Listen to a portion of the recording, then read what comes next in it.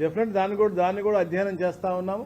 Free hold కూడా within 2 months అది కూడా మీకు అవుతుంది. అంటే గత ప్రభుత్వం లాక్కుని పేదవాడి దళితుల భూములు ఎవరికైతే అసైన్ చేశారో రకరకాల అసైన్మెంట్స్ ఉంటాయి. దాంట్లో ఎవరికైతే పేదవాడికి ఇచ్చామో వాళ్ళని బెదిరించో భయభ్రాంతులు చేసి లాక్కునే పరిస్థితి. అందులోనూ రిజిస్ట్రేషన్ అయిన దాంట్లో మాక్సిమంగా మనకి అంటే illegal way of free hold జరిగినట్టు మనం గమనించాం. అవన్నీ కూడా అధ్యయనం చేసాం.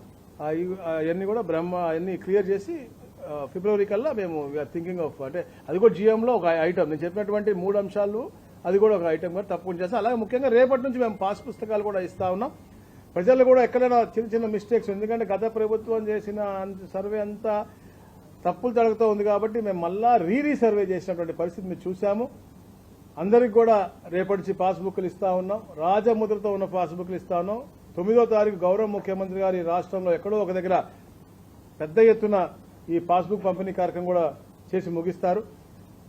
అయితే చిన్న తప్పులు ఏమన్నా ఉన్నా అన్నీ లేకుండా రెక్టిఫై చేస్తా ఉన్నాం. ఎందుకంటే గత పాలకులు చేసిన పాపానికి మనం చేస్తా ఉన్నాం కాబట్టి ఉన్నా కూడా తప్పకుండా అధికారులు మీ ఇంటికి వచ్చే మీ పాస్బుక్ లేని తప్పిదాలు ఉంటే అవి రెక్టిఫై చేస్తారు తప్ప ఎవరు కూడా ఆందోళన చెందాల్సిన అవసరం లేదు అని చెప్పేసి కూడా మీ ద్వారా నేను ప్రజలకు తెలియజేస్తాను.